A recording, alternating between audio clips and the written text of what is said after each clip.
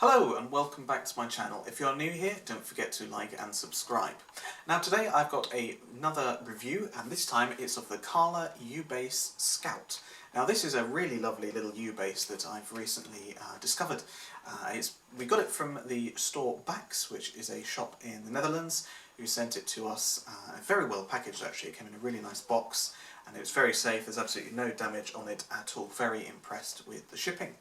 Now the instrument itself is made of all mahogany, which is a really nice, gives it a nice sound, and it looks really nice as well. Really suits the shape of the model, I think. One of the really nice things about this instrument is that it has the Venetian cutaway, which allows you to get all the way up to even the highest fret, which is the 16th, which is really nice. I've never actually played a UBass with this feature on it before, and I really like it.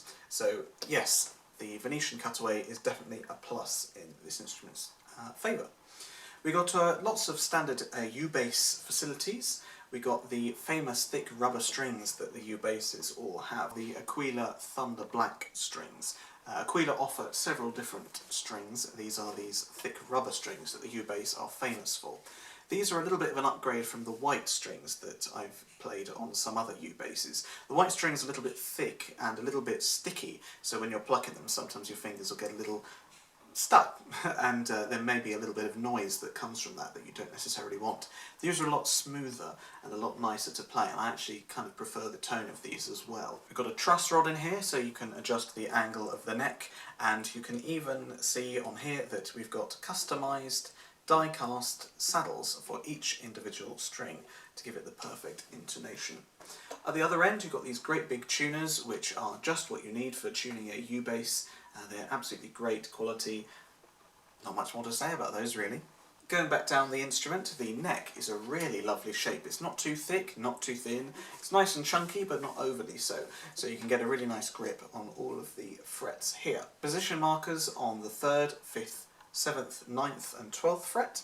If you're coming to this instrument as a ukulele player, then you will be well familiar with those positions, but if you're coming as a bass guitarist, then you may have to get used to the fact that you've got a dot on the 9th rather than the 10th. This is a bass ukulele after all. You've got this nice sort of white cream binding that goes around it, which is a really nice touch though, I must add. And the aesthetic of all the black that contrasts the mahogany wood, I think is really eye-catching as well. You also get a nice strap button as well, and over here you can see there's the plug for the active pickup.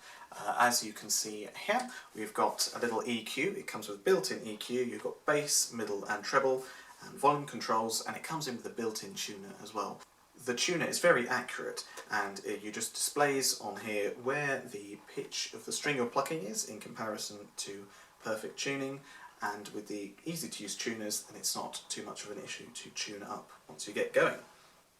These features are unique to this instrument when compared to the one below, which is the Wanderer UBass. This doesn't have the cutaway nor the binding, so if you're after that little bit extra of practicality and a little bit more on the looks as well, then it's definitely worth getting this one over the Wanderer in my opinion.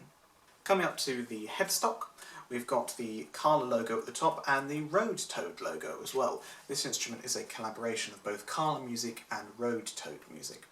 Road Toad originally founded the instrument when they were making one-off commissions for various customers. However, they partnered up with Kala in 2009 and started mass producing these things. And these things, ever since then, have really taken off and they're massively popular.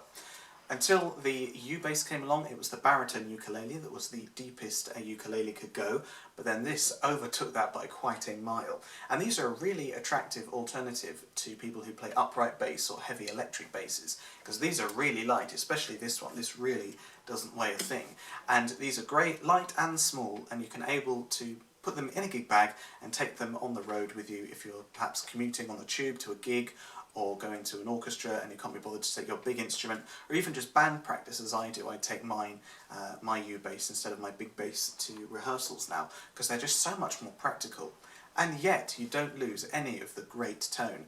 These great strings give you a really deep sound, which resonate really nicely, and they can sometimes sound like upright basses, but not so much that they're an imitation. They do have their own characteristic, which makes them a valid instrument in their own right.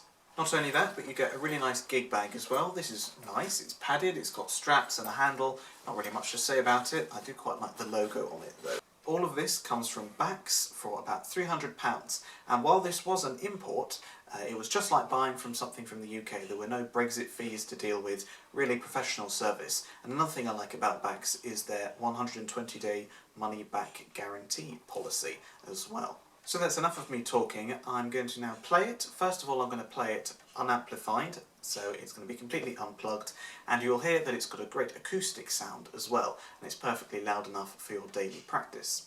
Then I'm going to plug it in. I've got a Roland Microcube, which I'm just going to put in on all clean setting so you can hear what it's like amplified as well.